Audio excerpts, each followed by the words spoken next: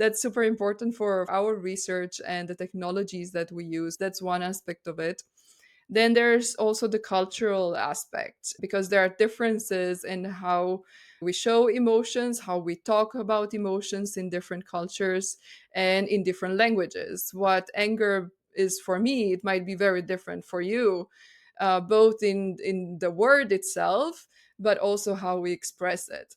So we are also working on research on cultural adaptation. How can we actually adapt to each culture?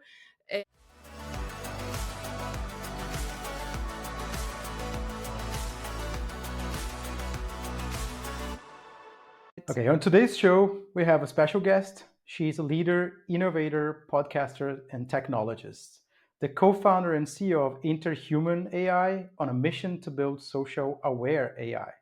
She has years of experience in digital health from pharma and digital health innovators. And in her free time, she's building a humanoid robot and has a podcast focused on founders' mental health. Paula, welcome to the show.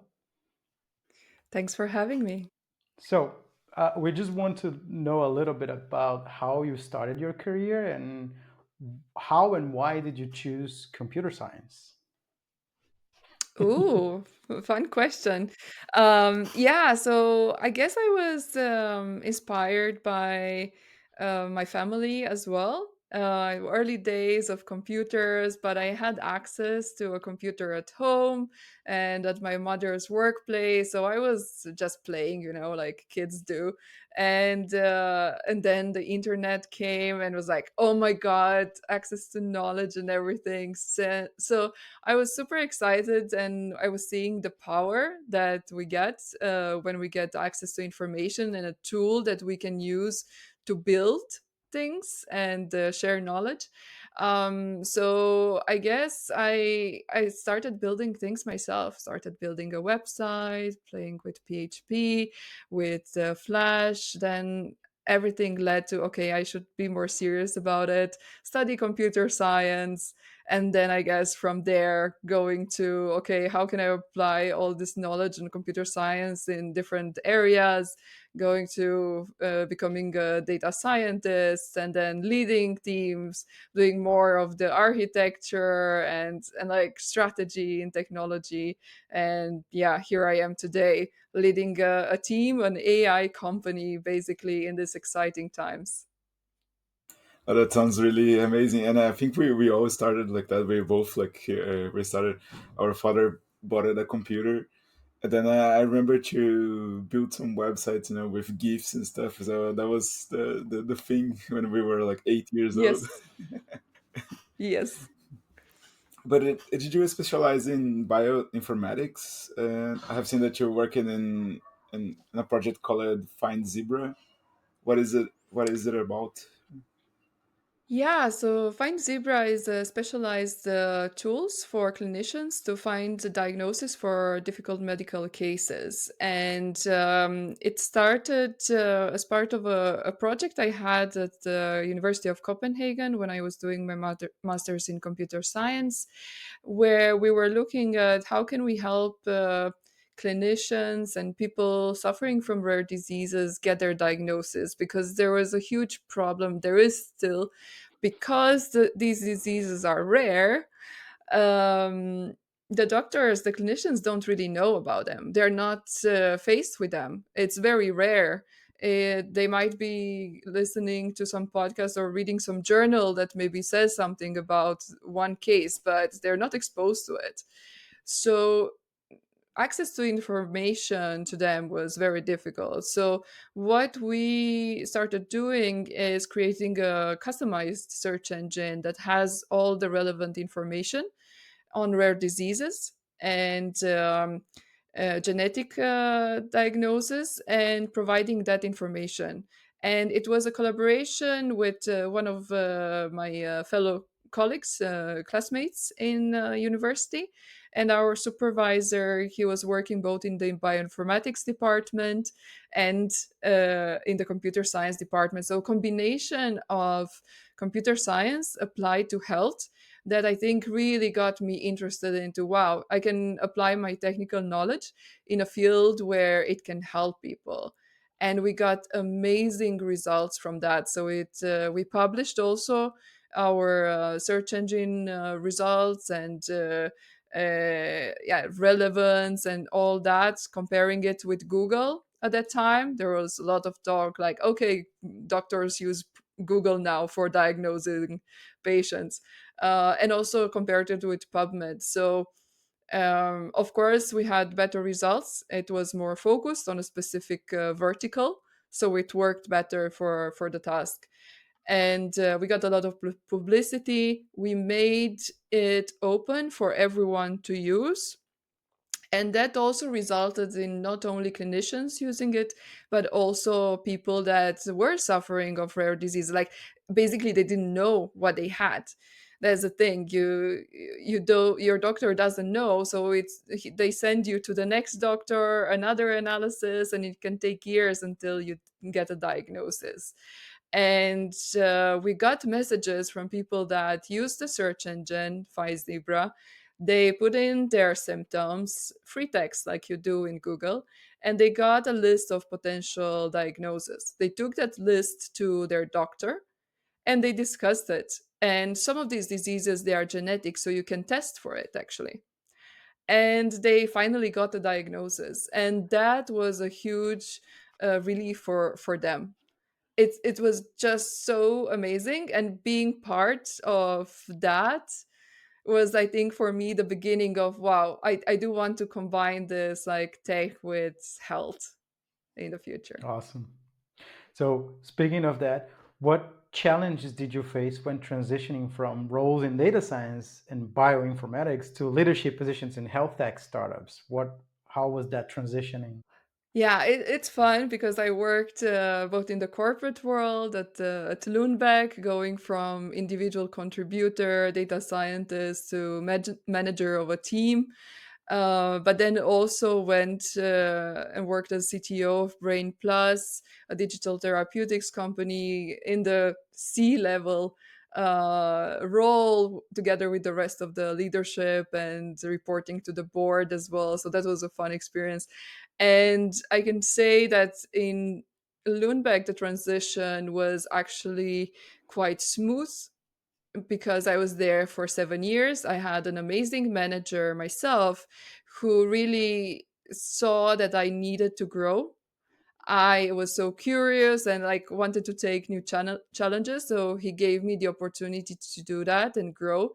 So when I was offered the opportunity to become manager over some of my colleagues, it felt very natural because in a way I helped hire them and everything. It just made sense. When I transitioned to, okay, now I'm a CTO of the tech team in a scale up, startup slash scale up, 20 people overall in the tech team, only five. It was quite a different experience because you come from the outside with a team that is already formed. It has its own dynamics. And it was really interesting from the human behavior perspective as well, to see like, okay, the dynamics, how can I change things, how can I contribute as a tech person, but also on like taking care of people, because being a manager is like a super rewarding experience. I didn't know that before I tried it, right? But it's like seeing the people that I was part of helping them grow, seeing them flourish and like make amazing presentations, deliver results, is just like I feel so proud. And like then I know kind of what my leadership style is, that I'm not like micromanager or something. It's like I just want to believe in people and that people are good, and empower them, help support them, and they will grow. And I did the same when I was at Brain Plus in the leadership position, and we had to make some changes in the team, but also hire new people. And it took a while to change the team dynamics, but it's it was a fun, challenging period to work on that. And now with my current startup, we are four co-founders. I'm in the CEO role, and I've worked with most of the people in my co-founding team for a while now. The longest is 6 years with my CTO, and the shortest is 8 months with my CMO. And one of the findings that I have is that we are very different people, driven by different things. We communicate differently. Um, However, we are very driven. And as the leader of the founding team, it you can't just let people go in different directions without proper sync of what are we actually doing. So I can share that we had some challenges at some point, like where are we heading? Like you haven't communicated this or this. It was too fast. It's like then I realized, okay, people have the tendency to think, pharma world, corporates, that's a lot of processes, standards, boring. You have to follow the rules. And on the other side, you have the startups where it's like you do things fast, you don't care about processes and rules and so on. However, what I've learned is that the opposite of processes and standards, it's actually chaos. You have people that are running like in different direction, very powerful people, very motivated, but if they're not going in the right direction, then you're kind of splitting the team. So we had to have a little crisis in our team at some point in order to redirect and say, like, okay, we do need to talk about what are we actually doing, each of us, what are our roles, what are our expectations from each other, so going a bit more into roles and responsibilities. We can't just like go in it and things will happen. Speaking of that, you're talking about the Interhuman AI, which is the company you founded. Would you like to can you give an explanation on what it is, what it does, how many are you? Just a little bit of to for us to understand. Yeah. So Interhuman AI is an AI based company focused on developing social aware AI.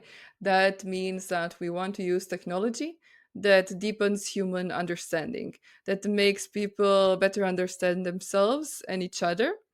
And we are both a research and products company. That means that we do a lot of research projects. We are actually a spin out from the Danish Technical University. And we have a scientific officer who's a professor at the DTU. So we're basically commercializing some of her research.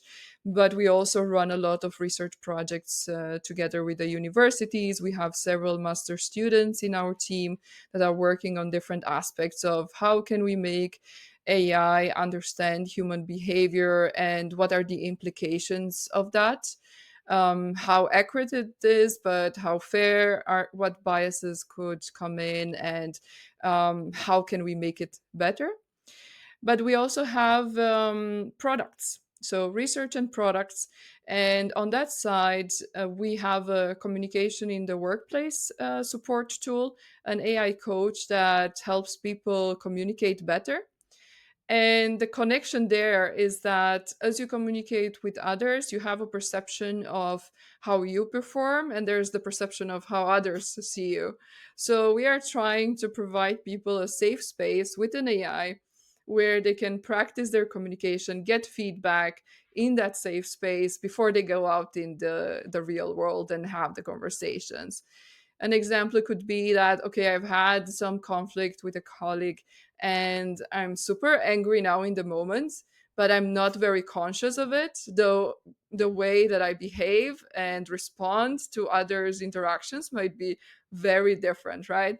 If I then go to a mute box and spend 5 minutes with our AI coach, then it might see that and say like, okay, maybe you should breathe a bit. Let's do a breathing exercise and then consider this from the other person's perspective, and do a bit of that, a bit of thinking and becoming more aware of the things.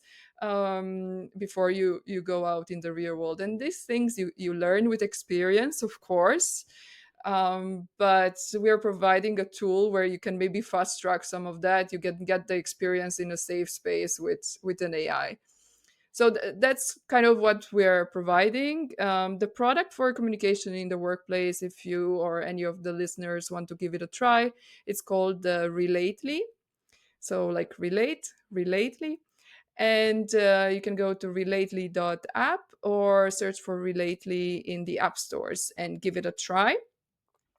And one of the next products on the line will be more a role play builder, because we've seen people really like to use the role plays that we have created, where you interact with avatars that are expressive, react to your emotions, facial expressions, tone of voice. And we're building a designer for that. So both individuals, small teams, and companies can create their own role plays specific to their industry and the situations that their employees face. And what about the challenges that you see in a more social aware AI models, like in this, because you have a super interactive uh, AI. Actually, I downloaded the app. I tested some of the tools. We can Nice. discuss that a little bit later, but I want to know what the challenges that you see in these AI models.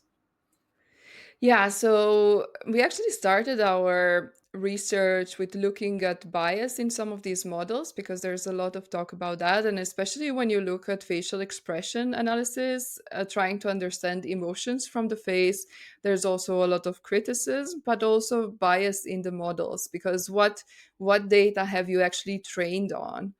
And we've taken several open source models and evaluated against each other on how they perform based on the input image, which can be like people of different ages, gender, background, quality of images, and look at both accuracy and fairness in identifying 7 different types of emotions.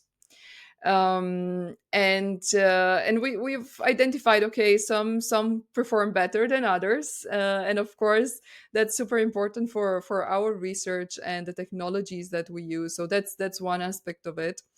Then there's also the cultural aspect, because there are differences in how we show emotions, how we talk about emotions in different cultures and in different languages. What anger is for me, it might be very different for you, both in the word itself, but also how we express it. So we are also working on research on cultural adaptation. How can we actually adapt to each culture?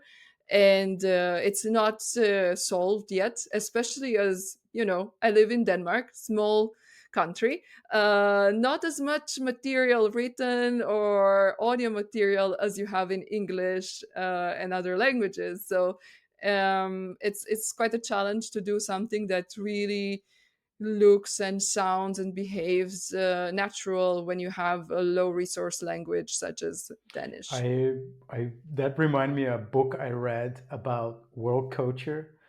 I think it's called The Culture Map from Ari Meyer. You've read that? Yes, I've read it. Yeah, it's an Yeah, for amazing me, it book. just blew my mind because I'm not originally from Denmark, but I've been here working here and living here, and it's seeing my home country in a scale compared to Denmark in many different levels of direct and indirect feedback is just so interesting.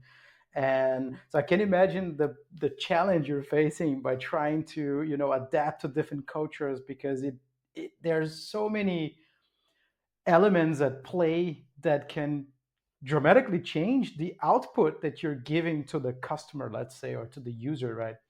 Yes. So Yeah, it depends so can you much. Yeah. elaborate a little bit on how you're steering the research to see, or how you're like looking into cultural aspects, or it's also language? How you're doing that for the app? Yeah, it's both. So on the cultural aspects, we're basically collaborating with coaches and psychologists from that specific country or that has expertise in differences in cultures. And then on the model side, we are doing research on creating own models for Danish.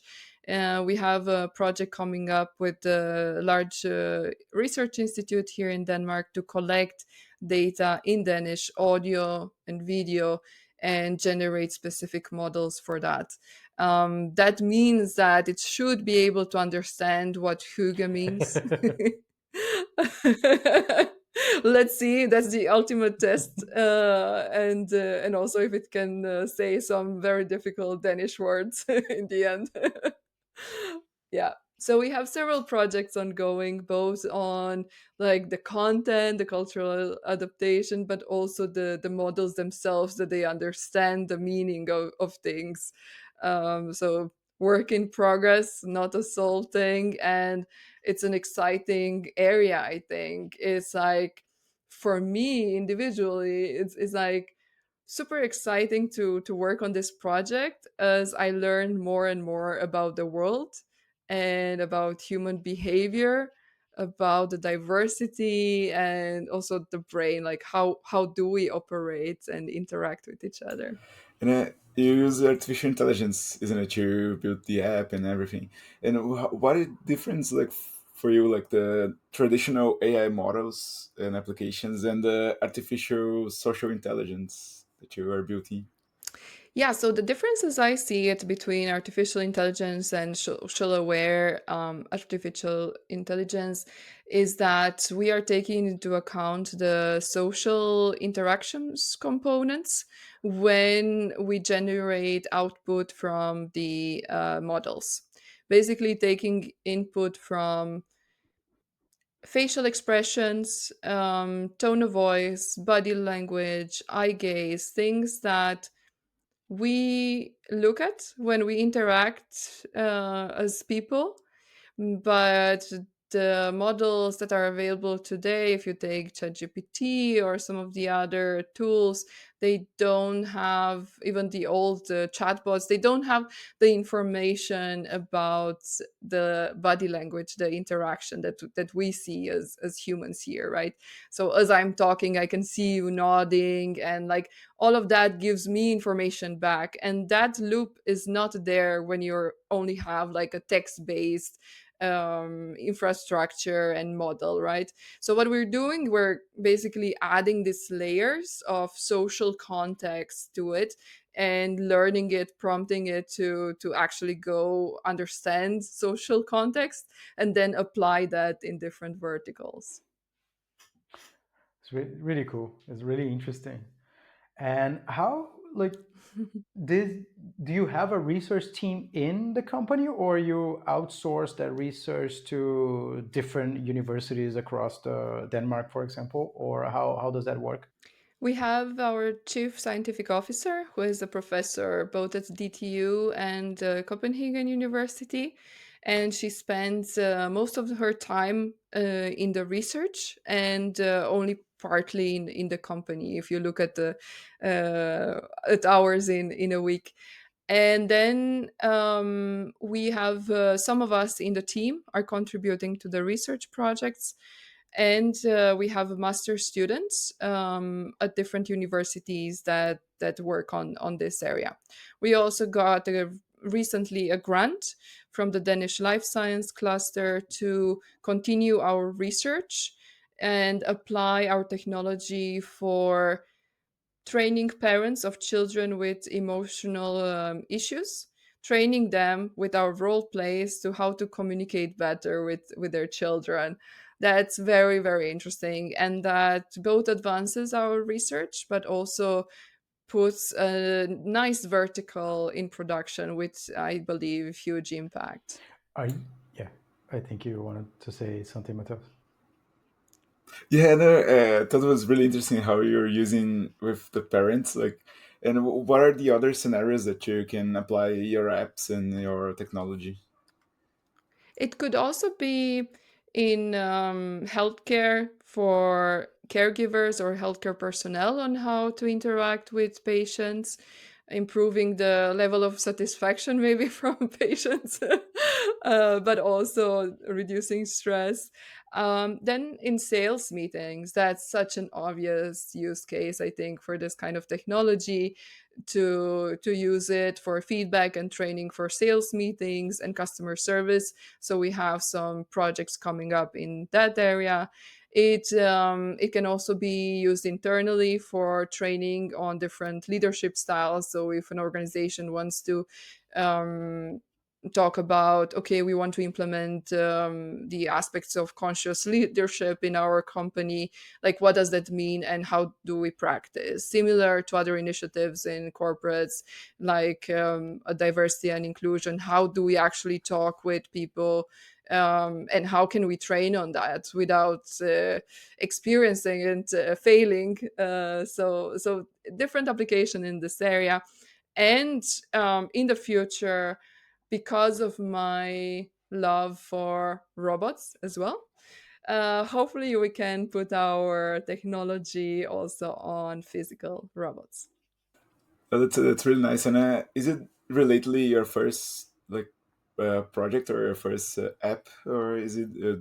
And what is your plans? Do you have plans to expand to other apps and other applications? Or Yeah, Relatedly is our first app from Interhuman AI, and we plan to create different vertical apps for our customers. One will be the training of parents for together with Region Horstel, and then we'll have other ones for coaching, for sales. The idea is to also provide a platform that companies can use to create their own role plays, and then we can either distribute under white label or create a specific app for them, but also we'll have an API, of course, so it integrates nicely with the other learning platforms. So that's the direction that we're going, and be available both for corporates and individuals if they want to create something themselves. How? Yeah, I just wanted to ask, yeah. did you use an open source model and you build on top of that, or how did you came up with this models and how you're training them to have this, you know, very human perception, right? Or at least try to mimic the understanding of human reactions. And so I'm just curious to what kind of technology you used. Yeah, so it's very much based on the research from our scientific officer and all the years that she spent in looking at models and combining models to understand social interaction and also understand emotions from video and audio, especially for therapeutic setups. That was the initial line of research. So we're basically commercializing that component, her research, and on top of that, creating the infrastructure necessary to run role plays and creation of role plays. I think that if you put, for example, a role play instructions, something in GPT, ChatGPT, then you will soon run into issues in terms of both the feedback it gives, but also the knowledge that it has. So we've created our own way of structuring role play. So more is revealed over time as you interact with it, in a similar way as more is revealed about each of us here as we interact with each other. I don't have a profile of each of you, what kind of personality type, how do you interact before starting a discussion. That is revealed over time. And that's a huge difference from, ChatGPT or some of the others where you just have, okay, now do a simple role play. This is taking into account so many parameters in order to make it as realistic as possible and give you the necessary feedback to prepare you for real world.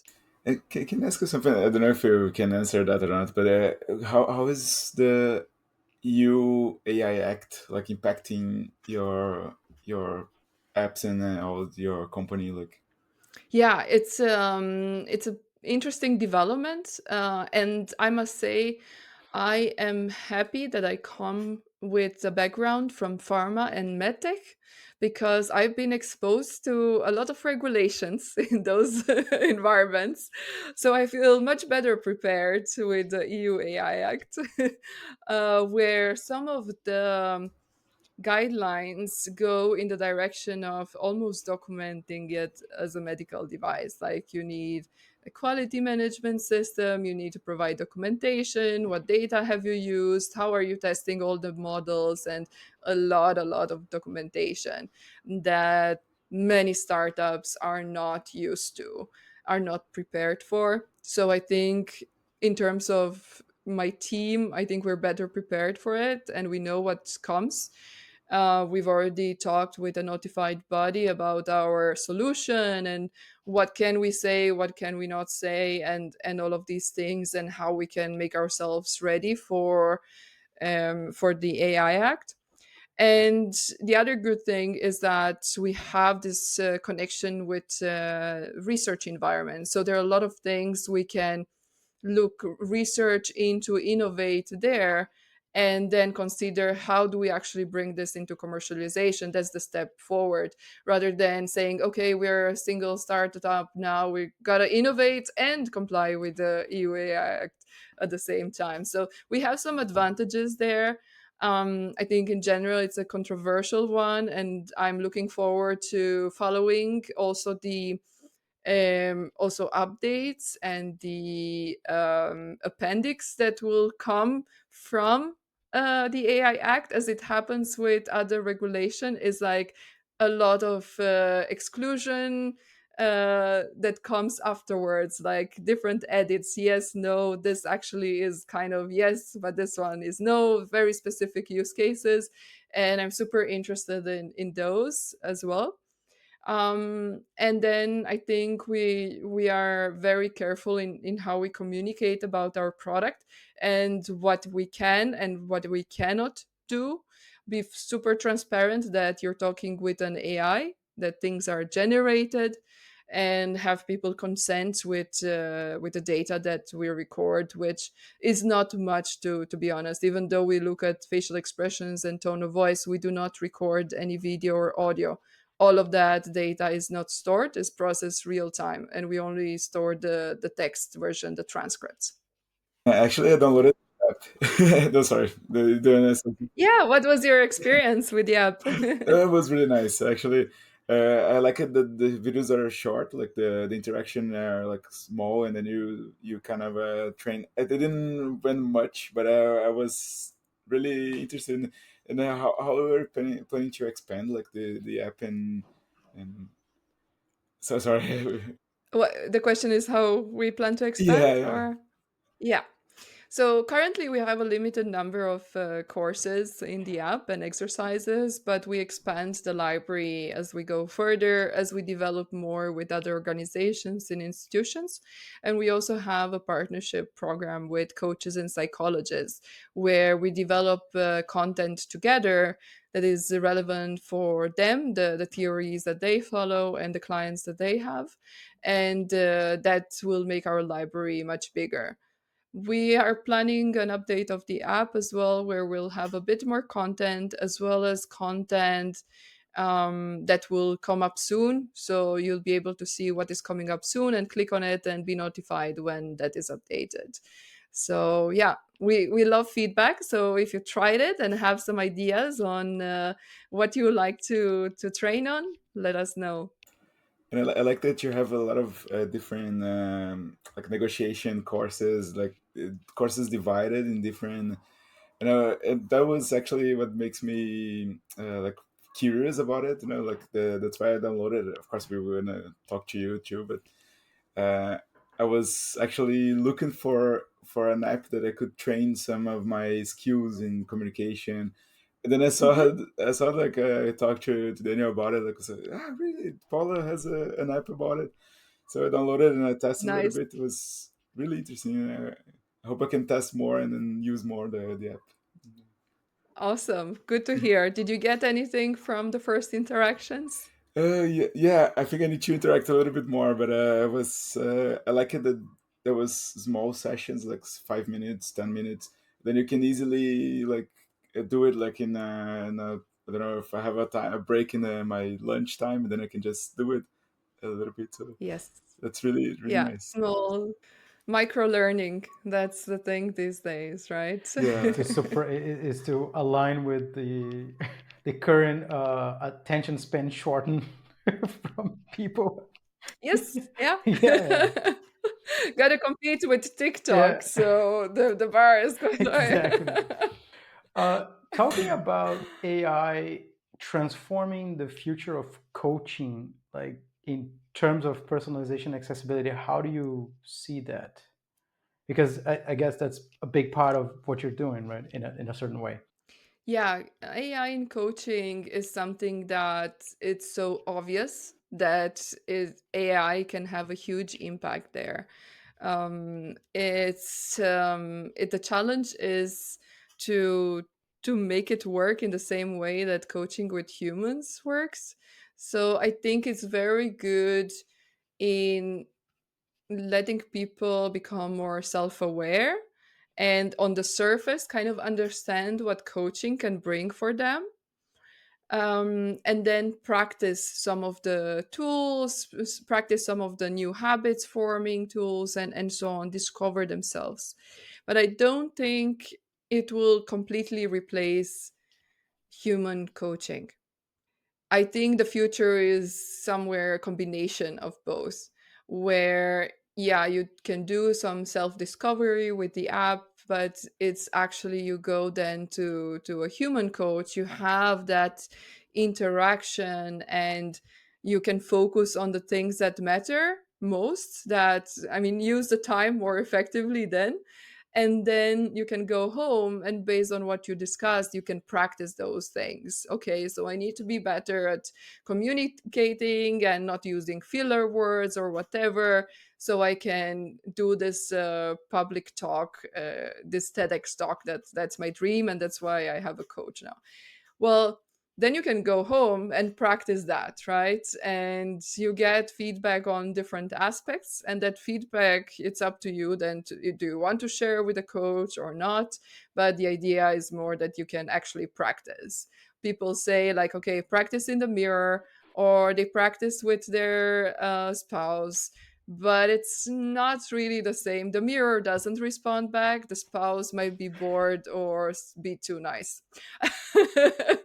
So here you have a bit more interactive, objective avatar that can respond to you and prepare you for things.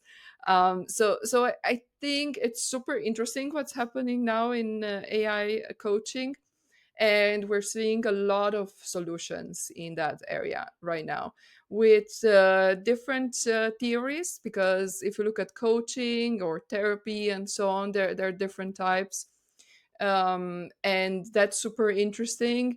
And I think it will help people in the world discover more of themselves through it. More people will have access to coaching than before, because it does, you don't need to pay anything, a lot of them are free.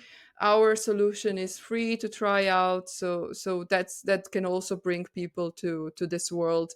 And I mean, we've talked with some of the coaches that were not part of our development but have tested the app afterwards, and they could recognize some of the questions that the our little AI coach asks, and they could see like, oh, this is exactly the right approach, this is exactly how I would put it as well. So it's good to get that feedback, that it kind of goes according to standards and It validates, expectations, right?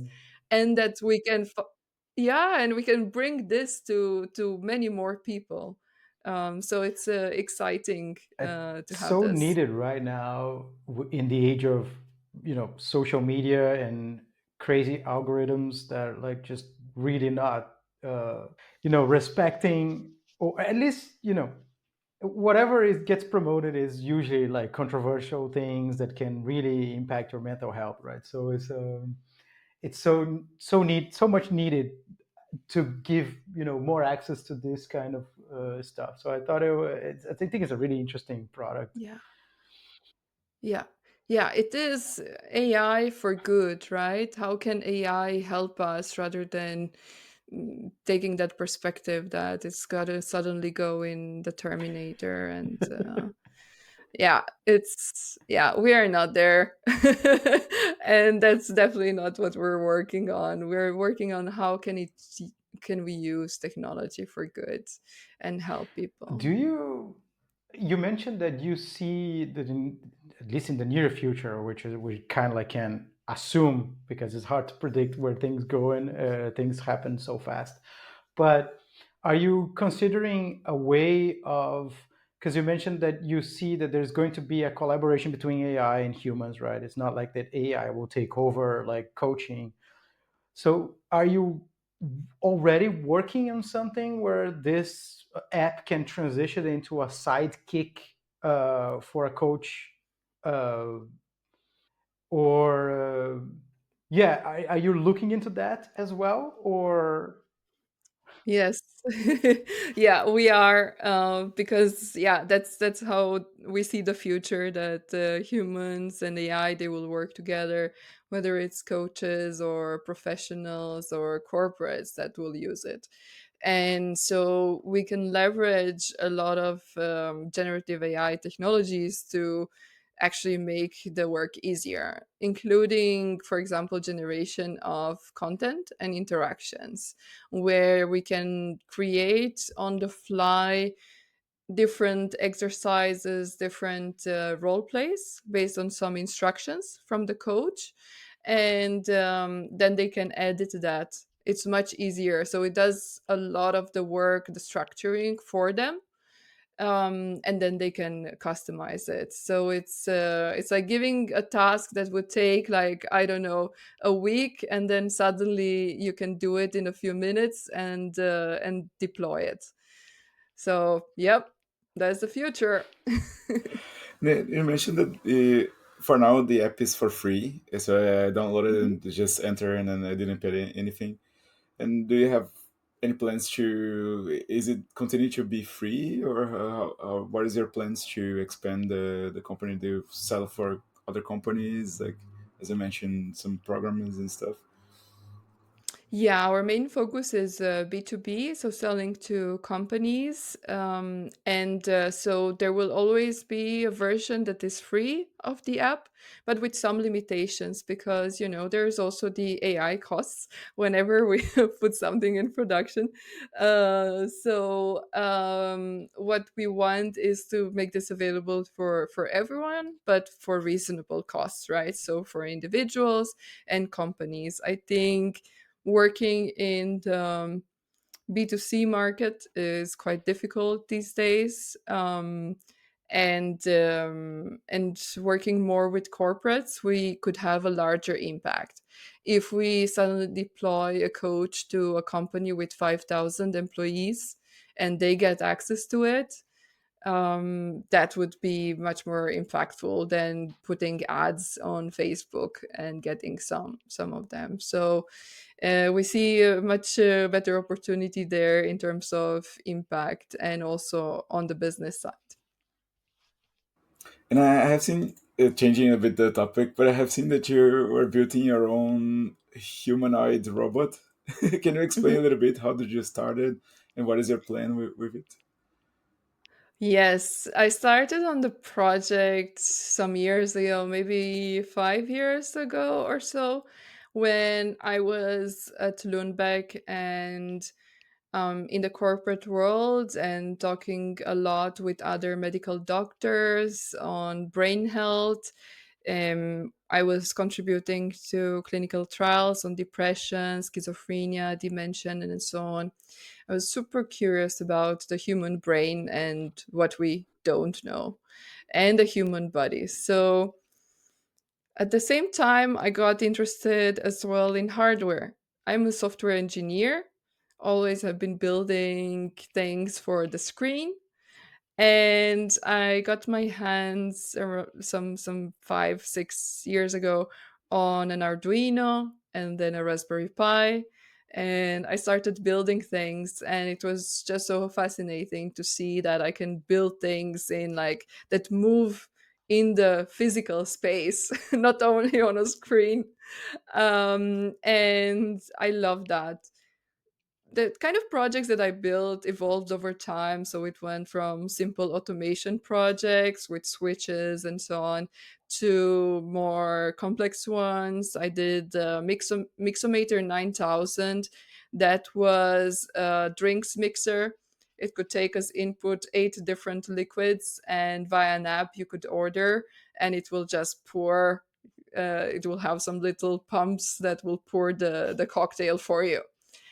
That was an interesting project because again things were moving. So I thought, okay, how can I build something more fun, bigger, more ambitious? So I decided to work on a humanoid robot that will be the size of a normal human body, and at the same time work on the brain, like really understand human anatomy, the brain, and how would it interact with the world. So I went into a rabbit hole, I guess, like exploring this and obsessing about different parts, different sensors, different motors that I could use. This was at a time where Elon Musk did not announce the robot that he's building now. It was prior to that. At that time, it was maybe only Boston Dynamics and just a few that were really making some interesting advancements in humanoid robots, as well as a nice community of robot hobbyists on YouTube. So we were kind of viewing each other's videos and giving comments and like helping each other. So I have a channel. It's still up, the videos. I haven't posted in a while, but paulaslab.com, I posted the videos of like how I created the robot. I have 2 printers here in my lab and a lot of components because you never know what components, what sensors you need. So it started as a hobby project, and it still is. I worked on it, I think, for 2 years while I was in the corporate world and then as CTO. And the idea was just to explore human body, the brain, human interaction. How is it to move objects in the physical world? Better understand that and explore the mechanism of everything. The AI side is as well. Like this was prior to GPT, and I was exploring. I created my own chat bot so I could talk with a robot, and that's in Rasa NLU. So that's a platform for like fine tuning a small model on some specific direction that you want, like old school stuff now. It was really fun, and I could talk with it without too many problems. And the things changed, I guess, when I went full in as a startup founder. There's very little time, and so the project has been a bit on pause, but I still love robots, and I do have a robot pet. I did not build it, but it's one of these cute little robots that goes around and like just makes noises, and I love it. That's my robot dog, so to say. And I do hope that my passion for okay understanding the human brain and using the tools that we have available, whether it's AI or not, is like integrating that with physical objects that move with robots, providing that social intelligence for them. I hope that that will converge at some point. Oh, that's pretty much nice. That's really nice. And I saw that you created the arm based on the human arm. Then it didn't work out, so Yes. you needed to rebuild the whole arm. So what were the Yes. challenges that you faced, like building this robot? Because for me, it's like an amazing project. I was fascinated how like far you went, in the project. So it's really nice. Yeah, it's a lot of experimentation and failure and learning from that. It's also watching a lot of videos, reading, getting inspired, and then trying to build things. The first version of the arm, yeah, it was made of plastic, printed here on my 3D printer. So it didn't have much structure and couldn't hold too much without breaking. So yeah, lesson learned. Gotta put something stronger there than plastic. And so the second version had a lot more metal in it, more solid structures. it did get heavy, so that's the point where I realized I should have used aluminum instead of steel. But you learn by doing, and then you know for the next time. I must say that this being a hobby, I really enjoy compared to my usual work to not plan too much, like leave a lot of room for experimentation. And so I work on things, see what works, what components are missing, improvise a lot with what I have available, and then learn from it. I think my project could have gone further have I planned more in advance, but that was reducing a bit of the fun because I wanted to do something new, explore. I didn't just want to copy a project on the internet that already had all the components and everything ready. It was my own journey. And so a lot of learnings from that, and failures and experimenting and having That's fun. awesome. Quite an interesting pet project, let's say. We're Yeah. reaching the end of the show, but we want to ask you one last question in regards to looking into the future. So, what advice would you give to those who want to start using AI today, whether to work or for personal uh, reasons, or if they want to create a startup using AI? Mhm. I think there's no reason why not to use AI. So just getting started with, like for your workplace, there's so many things that you can already do with the tools available. There's so much experimentation. It's easier than ever to build apps, build solutions. You have AI tools that help you write code, build a marketing plan, build websites. It's easier than ever. You want a logo, you have an AI tool for that. So it's there's no reason why not to use it.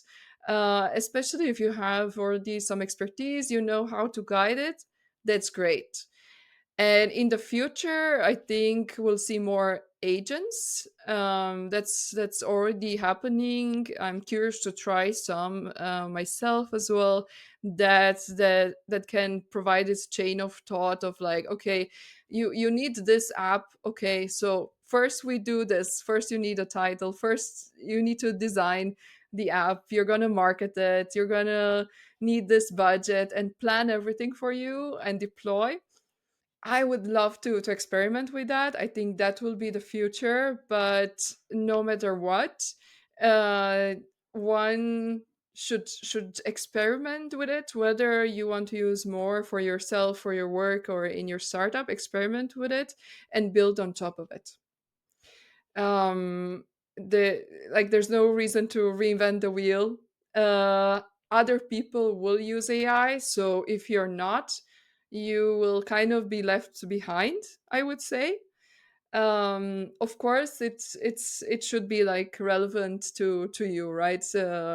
What use it for. So having some kind of project idea and experimenting with it, that's super fun. Nice, thank you. I just want to ask you, like, is there any other question? I know that we are shorting on time, but I just want to ask you if is there any questions that we didn't did that you want to explore or anything?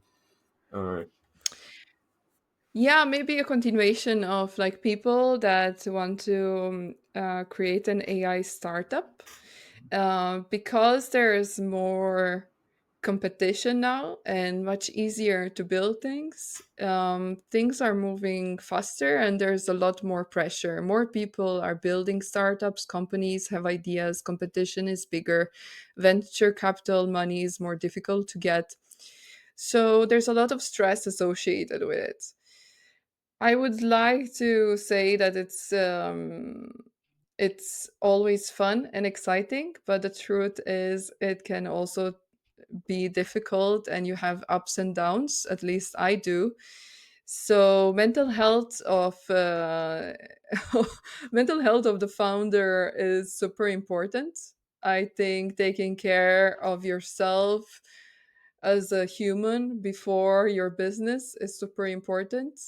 You need to work on yourself in order to work on the business, and taking time to relax, taking sleeping and exercising, all these things that are not new, not AI generated.